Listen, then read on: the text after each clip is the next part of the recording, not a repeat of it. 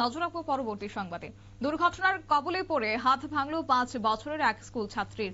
এবং যে বিষয় জানা গেছে, এতে করে স্কুলে যাওয়ার পথেই পিতা প্রণব রায় তিনি জানিয়েছেন যে উনি ওনার মেয়েকে নিয়ে সাকাইবাড়ি রাস্তা ধরে স্কুলে যাচ্ছিলেন এবং সেই সময়টাতেই ওনার সামনে যেতে TR05ER0420 একটি টুকটুক ই রিক্সা হঠাৎ করে রাস্তার মধ্যে মোড় ঘুরিয়ে দেয়। কোনো সিগন্যাল না দিয়ে হঠাৎ করে মোড় ঘুরিয়ে দেওয়ার ফলে ঠিক পেছনে থাকা বাইকটি গিয়ে সোজাসুজি টুকটুকের মধ্যে লেগে যায় এবং বাইক সহ ওনার মেয়েকে নিয়ে পড়ে যায়। গুরুতরভাবে আহত হয় ওনার 5 বছরের মেয়ে। তৎক্ষণাৎই উপস্থিত হয় স্কুলে যাওয়া এবং আসার মধ্যে থাকা অনেক অভিভাবক দাঁড়িয়ে প্রণব রায়কে সাহায্যের জন্য এগিয়ে আসে।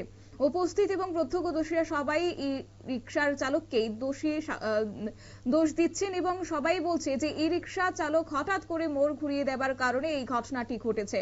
ঘটনা ঘন্টার পরও ই রিকশা চালক তর্ক করায় একটা সময় উত্তেজিত হয়ে পড়েছিল প্রত্যক্ষদর্শীরা এবং সেই মুহূর্তে সাংবাদিক পার্থ উপস্থিত থাকার ফলে আহত স্কুল ছাত্রী এবং তার পিতাকে সাংবাদিক ওনার স্কুটি করে ধর্মনগর জেলা হাসপাতালে নিয়ে যায়। কর্তব্যরত চিকিৎসক ছাত্রীর পিতাকে বলেন, যেহেতু আজ জেলা হাসপাতালে এক্স-রে বিভাগ বন্ধ, তাই বাইরে থেকে এক্স-রে করিয়ে নিয়ে যাওয়ার জন্য ছাত্রীর পিতার কাছে ফোন না থাকায় সাংবাদিক ওনার পরিবারের সাথে যোগাযোগ করিয়ে দেন।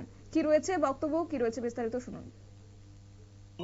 আমি তো আমার সাইডে যাচ্ছিলাম, অন্যান্য যতগুলো বাইক আছে স্কুল থেকে যারা ফেরত আসছিল সবগুলি পাস হয়ে গেছে। যখন আমি যাচ্ছি সোজা রাস্তা, হঠাৎ টার্নিং কেটে একটা একটু হুট করে টার্নিং কেটে চলে আসে।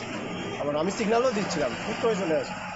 আমি হর্ন ডাবাচ্ছিলাম, তবুও সে চলে আসতে আমি আর কন্ট্রোল রাখতে পারিনি। তার সাথে প্রত্যক্ষদর্শী অনেক ছিল যারা স্কুল থেকে ফেরত আসছিল, সবাই দেখেছে। সবাই সঙ্গে সঙ্গে বাইক থামিয়ে সঙ্গে বলেছে দুষ্ট টুকটুকে কেন হয়, হুট করে কেন টার্নিং কাটে দিল।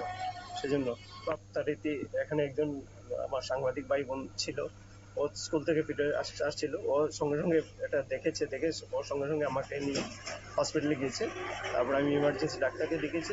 ডাক্তার ইমার্জেন্সি যাওয়ার পরে তারপরে দেখা গেছে, বলেছেন ম্যাডাম যে একটা এক্স-রে করার জন্য, কিন্তু আজকে হয়তো ওদের এক্স-রে ডিপার্টমেন্ট বন্ধ বলেছে, অন্য জায়গাতে না হলে একটা এক্স-রে করিয়ে নেবেন।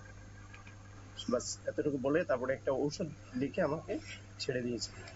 এটা হয়ে গেছে, বেশিরভাগ ক্ষেত্রে দেখা যায় সবসময় টুকটুকেরই প্রবলেমটা থাকে। ওরা হুট করে টার্নিং কাটিয়ে দেয়, কোনো সিগন্যালই দেখে না, কেন যেন এরকম করে এত বেশি।